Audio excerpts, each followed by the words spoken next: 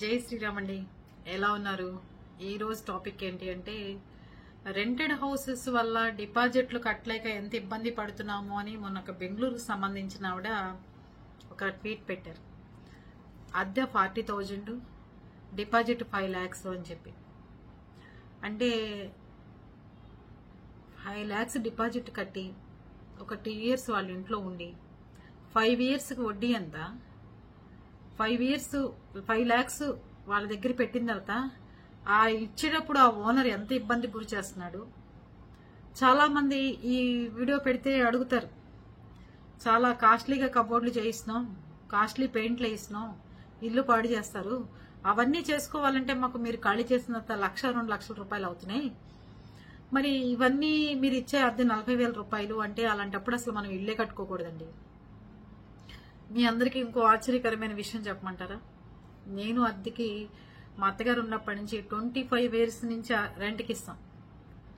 ఒక్కళ్ళ దగ్గర కూడా మా హౌసెస్ లో దాన్ని ఏమంటారు, అడ్వాన్స్ అనేది లేదు. ఈ సంవత్సరమే 2 నెలలు అయింది నేను రెంట్కి ఇచ్చి ఒక హౌస్. ఫస్ట్ టైము వాళ్ళు దిగేటప్పటి నుంచి కొంచెం డిస్టర్బెన్స్ గా అనిపించి 2 months అడ్వాన్స్ ఇచ్చి దిగండి అని చెప్పాను నేను కూడా. అంటే కాలక్రమాన మనుషుల్లోనూ వాళ్ళ మాటల్లోనూ మనకి తేడాలు వచ్చేసరికి మనకు కూడా మెంటాలిటీలు తేడా వస్తుంటాయి. చాలా హౌసెస్ తెలిసిన వాళ్ళకి, దగ్గర వాళ్ళకి, ఫ్రెండ్స్కి ఇలా ఇచ్చాం. కానీ ఇప్పుడు వచ్చేసరికి పరిస్థితులు తేడా వచ్చేసరికి డిపాజిట్ అంటున్నాం. డిపాజిట్ ఎట్లా తీసుకోవాలి? మీ రెంట్ ఎంతైతే ఉందో దాన్ని ఇప్పుడు 25,000కి నా ఇల్లు అద్దెకిచ్చాను అనుకోండి, 50,000 తీసుకో, రీజనబుల్ రేటు. ఒక నెల ముందే మనకి ఖాళీ చేస్తున్నామని తెలుస్తుంది. ఏ రెంట్ మీరు మినాయించుకోవద్దు. నాకు ప్రతి నెల రెంట్ వేసేసేయండి, మీరు వెళ్ళేటప్పుడు నేను వచ్చి ఒకసారి ఇల్లు చూసుకుంటాను, ఏమైనా పాడైనాయంటే అవన్నీ మీరే చేయించుకోవాలి అని చెప్పి అగ్రిమెంట్ చేసుకోండి. వెళ్ళేటప్పుడు పెయింట్లు మీరే వేసేసి చేసేయండి, నేను కొత్త పెయింట్లు వేస్తున్నాను కాబట్టి మీరు ఇల్లు పాడు చేస్తే మీరే పెయింట్లు వేసి అప్పచెప్పేసేయండి అని చెప్పండి. నేను ఒక హౌస్ ఇస్తే ఒక ఆయనకి వాళ్ళ ఇంట్లో ఫంక్షన్ అయితే కనీసం ఒక హాల్లో ఒక తగరం కాగితాలు కట్టడానికి 100 మేకులు కొట్టుంటాడండి ఆయన. 100 మేకులు. ఆ పెయింటర్ కి ఆ మేకులు పీకి వర్క్ చేయించడానికి చాలా టైం పట్టింది. ఒక రోజు కూలీ పెట్టి మనుషుల్ని పెట్టి ఆ మేకులన్నీ పీకించాం. కొన్ని రాలేదనుకోండి, తప్పదండి. ఇల్లు అన్న తర్వాత అద్దెకిచ్చిన తర్వాత ప్రతి ఒక్కళ్ళు ఇల్లు లేకుండా మన ఇంటికి రారు. చిన్న చూపు అనేది ఖచ్చితంగా మనుషుల్లో ఉందండి. వాడు ఎంత పెద్ద హోదా ఆఫీసర్ అయినా సరే ఇంటికి అద్దెకి వస్తున్నాడు అంటే చాలా చులకన భావం. అది ఓనరు వస్తున్నాడు అంటే ఒక లెవెల్ మెయింటైన్ చేయాలి. మేము ఒకసారి గుంటూరులో మా ఇల్లు ఖాళీ అవ్వలేదని చెప్పి ఒక హౌస్లోకి దిగిన తర్వాత ఆ ఇంటి ఓనరు పొద్దున్నే వాళ్ళ ఆవిడ వచ్చేవారు, తర్వాత వాళ్ళ అమ్మ వచ్చేవాడు, తర్వాత ఆయన వచ్చేవాడు. పొద్దున్న ఆవిడ వచ్చి, ఇక్కడ ఏంటమ్మా ఆకు పడింది, ఇక్కడ చెత్త ఊడవలేదు, ఇక్కడ ముగ్గేయలేదు, అక్కడ ముగ్గుపోయింది అని చెప్పి అడిగేవాడు ఆయన, ఆ ఓనర్ వచ్చి. తర్వాత వాళ్ళ అత్తగారు వచ్చేది, వాళ్ళ అమ్మ వచ్చేది, ఏంటమ్మా సందు చింపించలేదా, లేకపోతే వాళ్ళ ఆవిడ వచ్చేది. తర్వాత సాయంత్రం పొద్దున ఇంటి ఓనరు, మధ్యాహ్నం తల్లి, తర్వాత సాయంత్రం భార్య, ముగ్గురు వచ్చి ఆ ఇంటి ముందు గుమ్మంలోనే కూర్చునేవాళ్ళు. మేము వాచ్మెన్ పెట్టుకోకర్లా, సెక్యూరిటీని పెట్టుకోకర్లా, ఎవరిని పెట్టుకోకర్లా.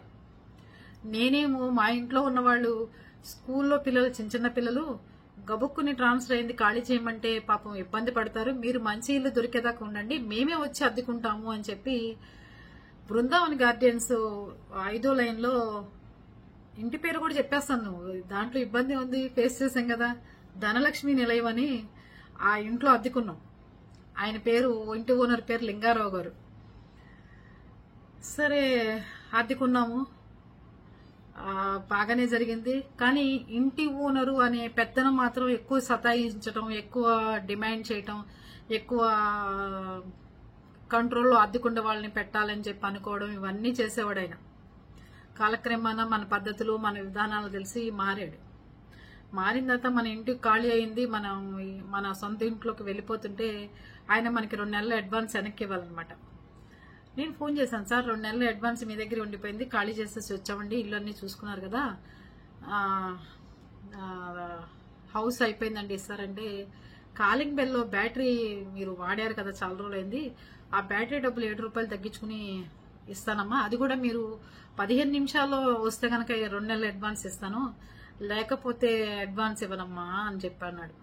కృష్ణానగర్ నుంచి బృందావన్ గార్డెన్స్ 5వ లైన్ రావడానికి నాకు 10 నిమిషాలు చాలండి, 15 నిమిషాలు ఏం అవసరం లేదు, మా మనిషి అక్కడే ఉన్నాడు వచ్చేస్తాడని చెప్పాను. అంటే ఒక ఓనర్కి కండకావరం ఏ రకంగా ఉందంటే, మన డబ్బులు వాడి దగ్గర పెట్టుకుంది కాకుండా 10 నిమిషాల్లో వస్తే ఇస్తాను, 15 నిమిషాల్లో వస్తే ఇస్తాను అంటే రూల్స్ మాట్లాడటం అంటే ఎంతవరకు?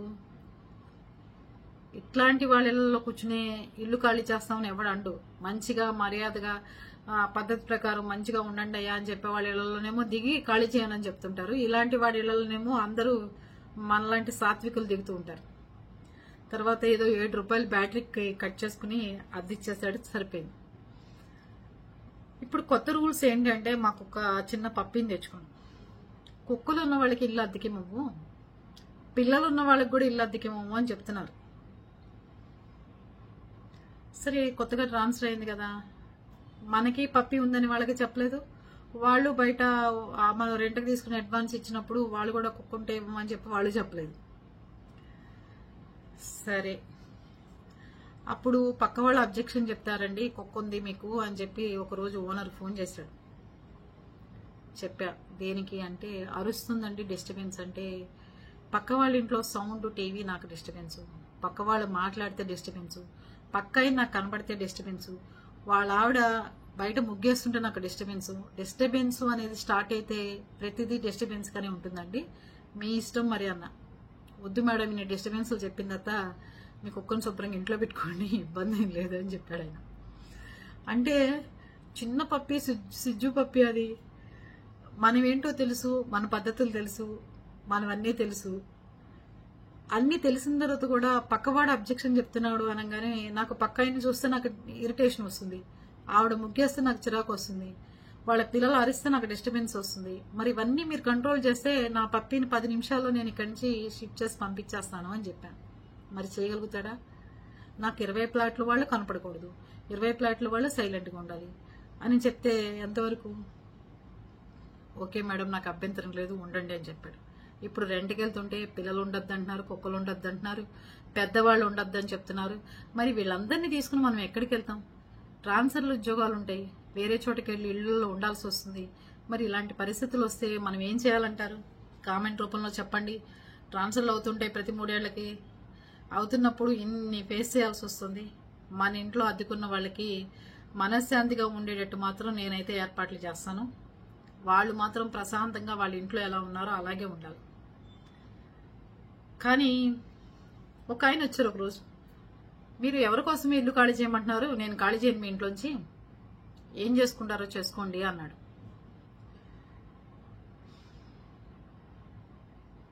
కింద వాళ్ళకి పై వాళ్ళకి పట్టలేదు, ఎవరు తప్ప అని తెలిస్తే కింద వాళ్ళదే తప్పు. సరే ఖాళీ చేయ బాబు, మా ఇల్లు మాకు కావాలంటే నేను చేయనండి, కావాలంటే పై వాళ్ళని ఖాళీ చేసుకోండి అని చెప్పాడు ఒకరోజు. మా హస్బెండ్ వెళ్ళి చెప్పారు, వేరే వాళ్ళు వెళ్ళి చెప్పారు, అందరూ చెప్పారు, ఖాళీ చేయలేదు. సరే నేను వెళ్ళా లాస్ట్కి, మీకు మర్యాదపూర్వకంగా చెప్తున్నాం, ఖాళీ చేస్తారా 10 నిమిషాలు ఖాళీ చేసేయండి, లేదు అంటే నేనే సామాన్లన్నీ బయటపడేస్తాను.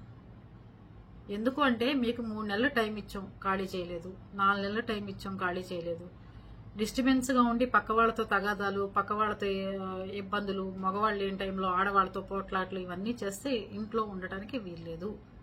మా ఇంట్లో రూల్స్ అవే, అద్దెలు పెంచొద్దు, అడ్వాన్స్లు ఇవ్వద్దు, ఓనర్లకేమీ మీరు మర్యాదలు చేయకపోయినా పర్వాలేదు, కింద పైన ఉంటున్నప్పుడు ఒకళ్ళొక్కళ్ళు మాత్రం మర్యాదపూర్వకంగా ఉంటేనే మా ఇంట్లో ఉండండి అని చెప్పేదాన్ని.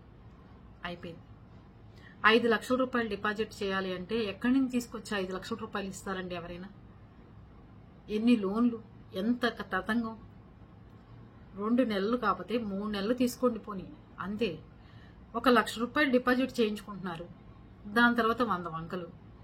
ట్యాప్ పోయితే మీదే బాధ్యత అంటారు, ఆ ట్యాప్ మనం సరిచేయించి వేస్తామా, ఆ ట్యాప్ మీరు వేసింది కరెక్ట్ కాదంటారు, ఇంకోటి బాగు చేయిస్తాం, ఇంకోటి బాగు చేయిస్తాం, ఇంకోటి బాగు చేయిస్తాం.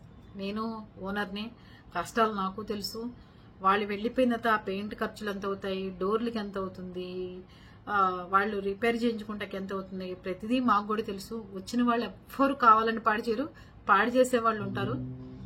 ఒకసారి ఇదే ఖాళీ చేయను అన్న వాళ్ళ అబ్బాయి డ్రాయింగ్ వేశాడు, అసలు గోడ అసలు కనపడితే ఒట్టు. వాడిని గనక అమెరికాలో గనక పుట్టినట్టయితే ప్రతి ఒక్కళ్ళు వీడియో తీసుకుని వాడు ఎక్కడో గిన్నెస్ బుక్ ఎక్కి ఉండేవాడేమో.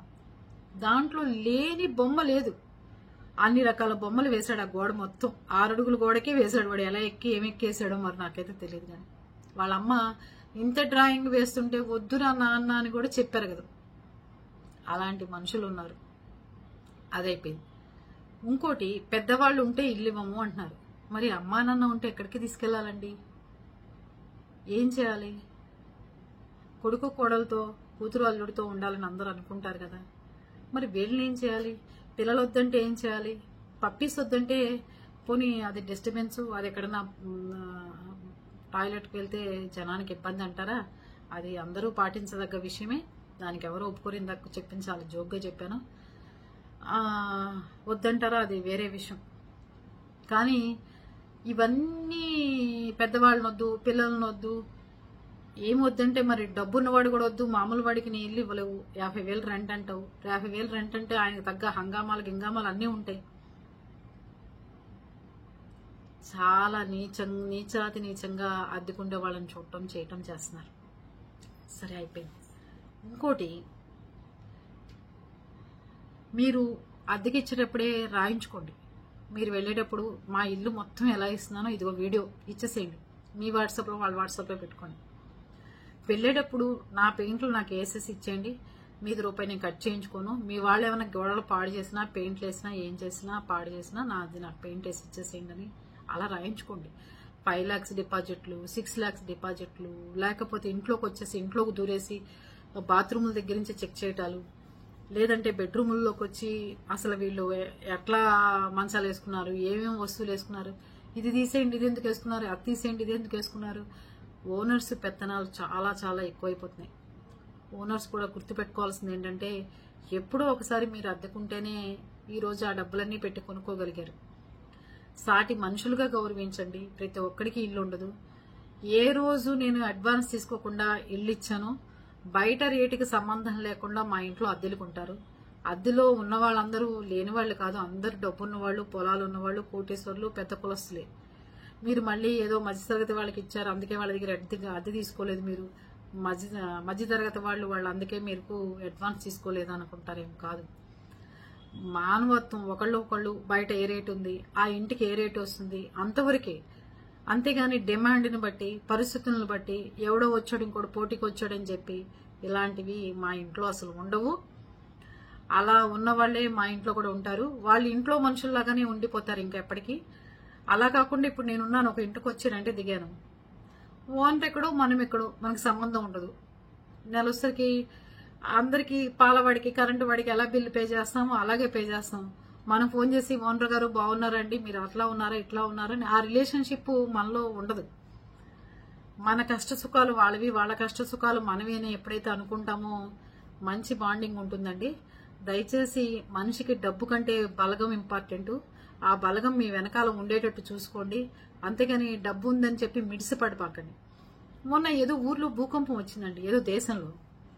ఆయనకి 9 ఇళ్ళు ఉన్నాయట. ఆహా, అపార్ట్మెంట్లు కాదు, హౌసెస్. ఈ లైన్ నుంచి ఆ లైన్కి బాగా డబ్బున్న ఆయన. అయితే భూకంపం వచ్చి ఆ 9 ఇళ్ళు కూలిపోయినాయి. కూలిపోతే ఒక్కడే కుటుంబ సభ్యులు మొత్తం చచ్చిపోయారు, ఆయన ఒక్కరే మిగిలారు. చాలా రోజులు పేపర్లో టీవీలో కూడా చూపించారు ఆయన. మిగిలితే ఆయన ఒక్కరి నుంచునున్నారు ఆ బిల్డింగ్లు పడిపోయిన శిథిలాల కింద. అక్కడ ఎట్లాంటి సిచ్యువేషన్ ఉందంటే శవాలు, గుట్టలు, ఇళ్లు కూలిపోయి అవన్నీ ఉంటే ఆయనకి భోజనం తెచ్చిచ్చే వాళ్ళు ఎవరో తెలుసా అండి? వాళ్ళ ఇంట్లో పనిచేస్తున్న పని అమ్మాయి తీసుకొచ్చి ఆయన రోజు కడుపు నింపుతారు.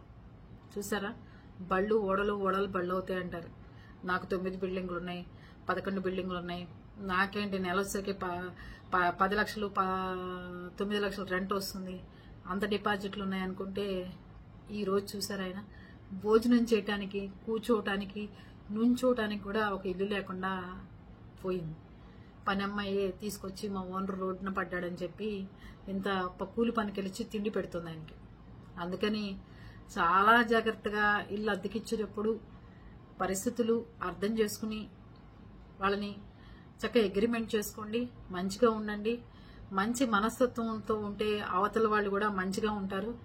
ఏమాత్రం ఇలాంటి 5 లక్షలు 6 లక్షలు డిపాజిట్లు చేయించుకుని అవతల వాళ్ళని ఇబ్బంది గురి చేయమాకండి. ఇంతంత పెట్టి 30 లక్షలు 20 లక్షలు పెట్టి కబోర్డ్ వర్క్స్ చేయించుకుంటే తెలుస్తుంది మీకు. పెయింట్లకి 3 లక్షల రూపాయలు అవుతున్నాయి. అవన్నీ ఎవరు కడతారు, పాడు చేసి వెళ్తారంటే ఇవన్నీ వాస్తవాలు. మీరు అగ్రిమెంట్లోని ఇవన్నీ చెప్పుకుంటూ రండి. ఇవన్నీ ఇలా ఉన్నాయి, ఈ వీడియో ఇది, ఫోటో ఇది, ఇవన్నీ పెట్టుకుని రీజనబుల్ రేట్లకు తీసుకోండి. చక్కగా ఎవరు ఇబ్బంది పడేటట్టు చేయమాకండి. ఓకేనా? బాయ్ అండి.